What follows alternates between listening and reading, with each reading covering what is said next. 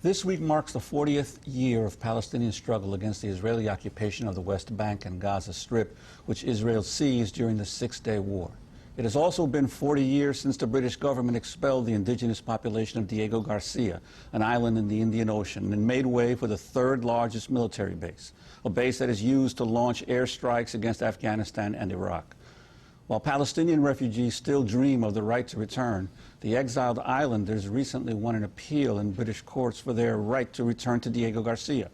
However, following their protracted battle with the U.S. and British governments, it is unclear whether they will be allowed to do so. At the same time, sections of the Bush administration are further stepping up their efforts to justify a possible attack on Iran.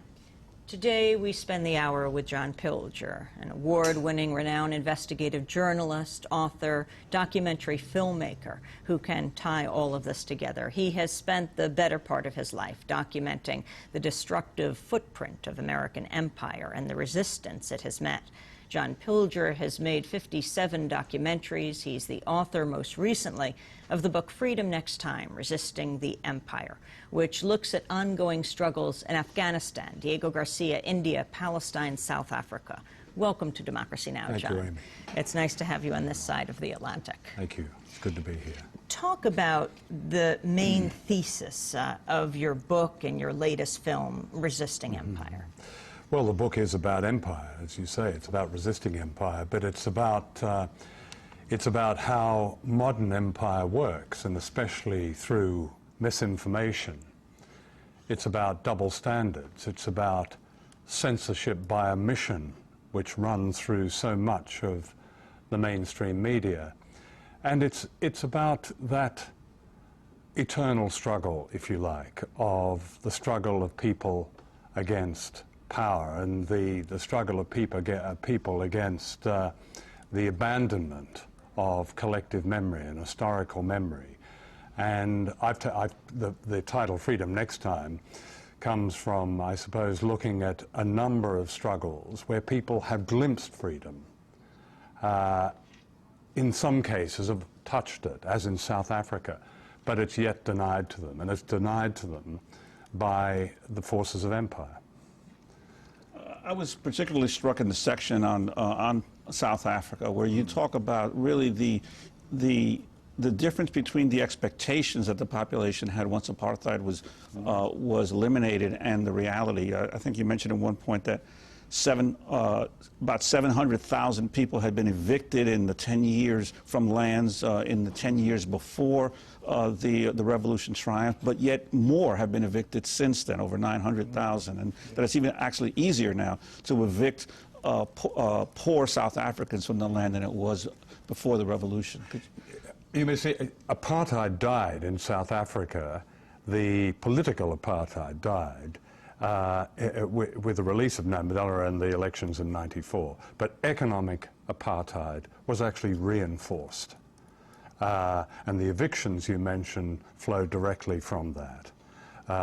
The ANC government consciously took this decision to go with a form of neoliberal economy in South Africa, which almost by definition excluded the majority. Yes, there have been great advances. Water and electricity has gone through to some of the poorer townships, but you have now something like 5 million children suffering from very severe malnutrition. You have evictions. What you do have is some people in the black townships actually speaking nostalgically of the last years of official apartheid. Then they didn't have to pay for their water, their electricity.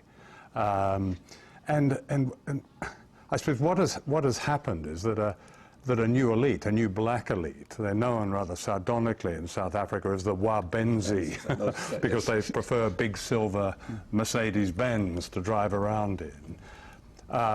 They are on boards, they own some of the new rising entrepreneurial companies, but basically they're a cover for the continuation of white economic power in South Africa.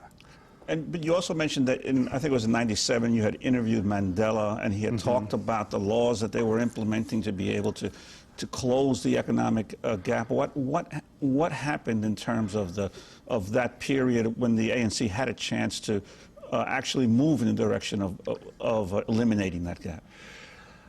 I think the ANC decided in the last 10 years before apartheid was officially abandoned and before they came to power, of a series of what they call historic compromises. Well, that all sounds very well, but what it meant was compromising with the economic masters of South Africa, of compromising with the great corporations.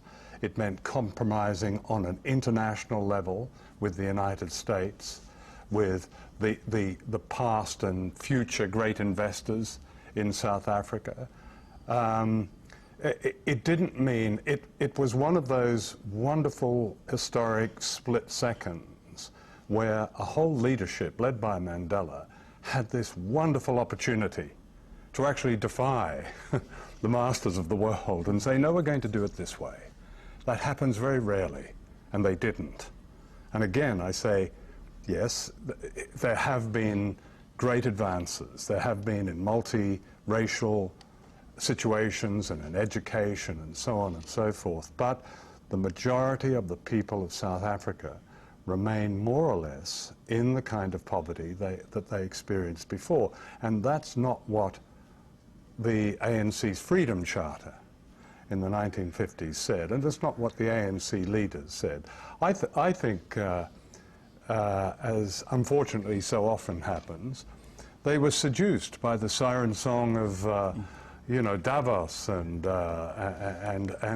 multinational corporations and all those who said... said... the sugar-coated bullets. Yeah, this is the grown-up way you take a country. This is the way, and if you do that, then you'll be part of the community. And there is Thabo Mbeki, you know, a favoured son at some of the great economic confabs around the world. We're going to look at Diego Garcia, an island that most people in this country know very little about, except that they know there's a major U.S. military base there, perhaps, if they know that. We'll look at Israel and Palestine. We will also look at, well, the U.S.-British relationship, where you have lived in Britain for many years. Tony Blair and George Bush together for the final time, perhaps, at the G8. But first, we're going to go to break.